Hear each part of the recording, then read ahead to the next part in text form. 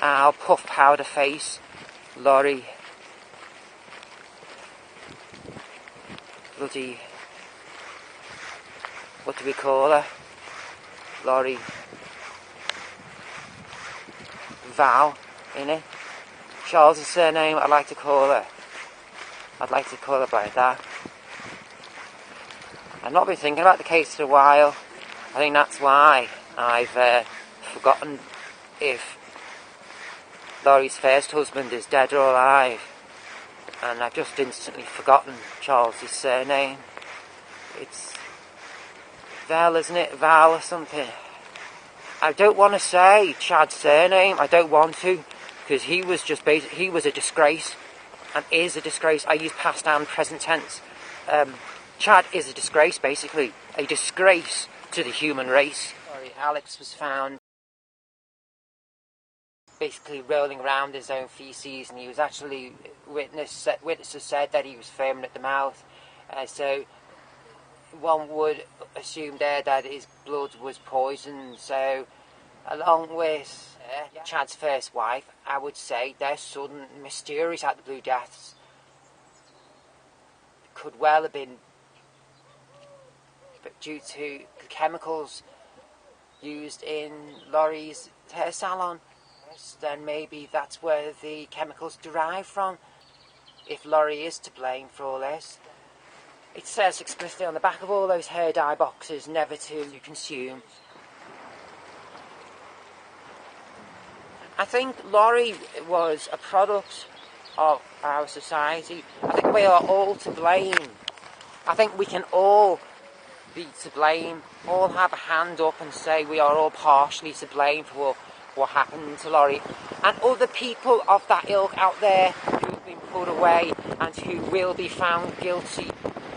That's if, obviously, if Laurie is found guilty of these crimes. This throwaway society we have.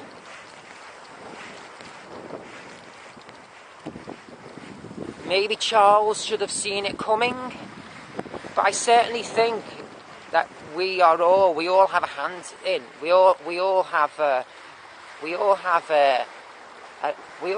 ounce to blame in what happened to Laurie, in the fact that she turned into such a monster, as Charles' sister states, that she became a monster, and the fact that they all followed behind her was because they were frightened of her.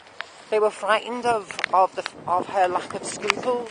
They were frightened of the fact that she wouldn't say no to anything, that if she wanted to get someone killed, she could, etc., etc. The fact that she had no scruples. It's probably the most frightening thing of all in a human being, is if they don't possess any scruples. Well, that's why they all followed behind her, and they wouldn't say boo to a goose. It's because they were all frightened of her. And I can repeat, maybe Charles should have seen it coming. Maybe Charles was dare I say, a neglectful husband. Maybe it could be said that Charles was a neglectful husband. The fact that he should have really seen it coming. The fact that she was turning into, I quote, a monster. Chad, in my opinion, is equally monstrous. If Laurie is to be compared to a monster. Whatever Laurie is found in that court, Chad, in my opinion, is equally guilty. Him there, side view of his face with one leg high kicked, with the Mandalay in hand, on the beach of Hawaii, doing that.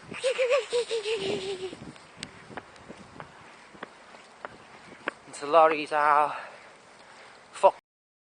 face on the shores of the beach in Hawaii, where I could probably only ever dream of going. Our fucking teeth-foul head. He is, in my opinion, equally monstrous. Our teeth-foul head. Disgrace. Chad, you're a disgrace if you're watching this. You are a disgrace, and you should have known better. Floating around one little tea, coffee evening here and there, promoting the books. Oh, suddenly getting a blowjob off this young little pretty blonde girl who's bored of her elderly husband. How dare you? How dare you assume? How dare you assume? Hey, how dare you? Light of a human being. How dare you assume the light, the invalidity of a human being, just for the sake of a blowjob? The fact that your wife suddenly became expendable, all for the sake of a blowjob. You're a disgrace, Chad. An absolute disgrace.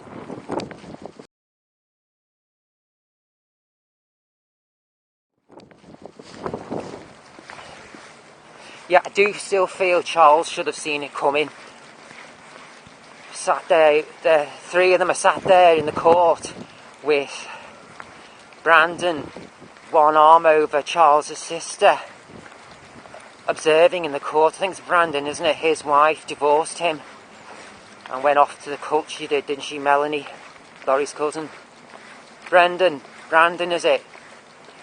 You should have been a stronger man and kept hold of your wife when she threatened you with divorce. I believe that the attempt on your life was afterward, wasn't it? The divorce. Brandon, if you're watching this, you should have been a stronger husband as well and kept hold of your wife when she was threatening a divorce and leaving you. You should have been strong. Never mind sitting there in the court watching our puff powder face go down now, showing signs of affection now. Should have shown those signs then when your wife was threatening to leave you. You should have kept hold of your wife through any means possible. This affection you show now, you should have used that affection. Maybe you are just a gentleman who doesn't show emotions. I've got two brothers. I know what men can be like. They don't like to show emotions to them. Emotions are a foreign language, or perhaps to me, how I see a foreign language. I couldn't, even if a knife was to my throat, I couldn't suddenly speak in a foreign language if I haven't been taught it.